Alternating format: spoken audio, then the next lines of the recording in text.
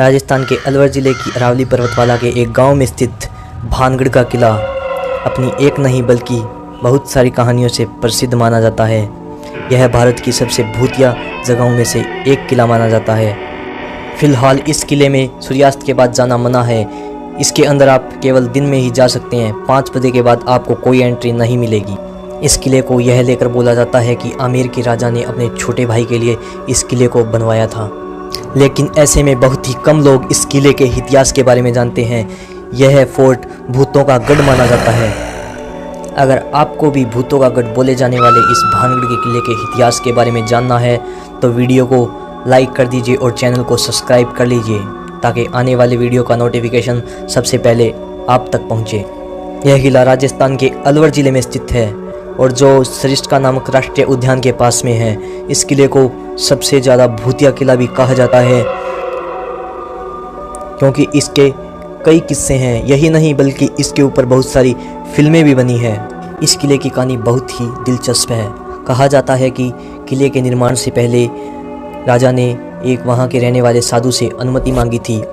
तब उस साधु ने अपनी एक शर्त रखी थी और कहा था कि इस किले की छाया कि उसके घर पर नहीं पड़नी चाहिए, परंतु ऐसा नहीं हुआ। किले की छाया उसके घर पर पहुंच गई तो साधु ने गुस्से में आकर उसे श्राप दिया कि यह गांव पूरी तरह बर्बाद हो जाएगा। इसी वजह से यह गांव पूरी तरह बर्बाद हो गया और एक भूतिया किले में तब्दील हो गया। और दूसरी तरफ कहा जाता है एक रानी रत्नावती की कहानी बहुत ही दिलचस्प, जो कि बहुत ही लोगों के मुखों पर सुनने को मिलती है। दूसरी तरफ कहा जाता है यह किला काला जादू करने वाले एक तांत्रिक की वजह से बर्बाद हो गया। भानगढ़ का किला चारों ओर से पहाड़ों से घिरा हुआ है, इसलिए इस किले को भूतिया किला माना जाता है, जो कि बहुत ही चर्चा में है। इस किले के ऊपर बहुत सारे किस्से हैं। स्थानीय लोगों का मानना है कि यह एक महात्मा संत द्वारा श्रापित है। इस किले से चूड़ियों के तोड़ने की और बहुत सारी भयानक चींकों की आवाज़ें आती रहती है। ऐसा लगता है मानो आपका कोई पीछा कर रहा हो और आपको अपनी ओर खींच रहा हो। कहा जाता है वहाँ रहने वाले काली जादूगर तांत्रिक के कारण यह किला पूरी तरह नष्ट हो गया था। इस किले में रहने वाली रानी रत्नावती इस किले का मुख्य कारण थी।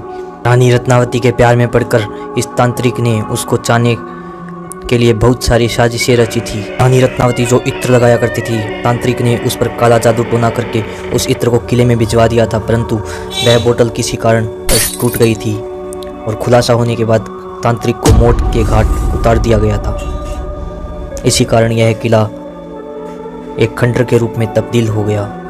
इस किले में बहुत सारे मंदिर भी है, जिसमें से भगवान सोमेश्वरनाथ, गोपीनाथ, मंगला देवी और केशव राय के मंदिर बहुत ही प्रसिद्ध है।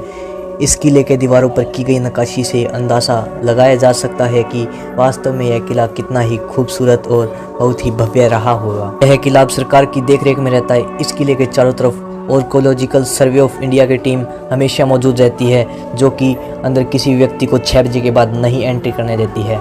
सो गाइज, अगर आपको भी इस किले की विजिट करनी हो तो ऐसा मौका मत छोड़िए। अपनी हॉलीडेज़ में एक अच्छा सा प्लान फिक्स कीजिए और इस किले को विजिट कीजिए। अगर आपने अभी तक चैनल को सब्सक्राइब नहीं किया है तो चैनल को सब्सक्राइब कर लीजिए और आने वाले इस वीडियो के लिए बेल आइकन को भी प्रेस कर लीजिए। तो मिलते हैं गाइज नेक्स्ट वीडियो में, तब तक के लिए बाय बाय।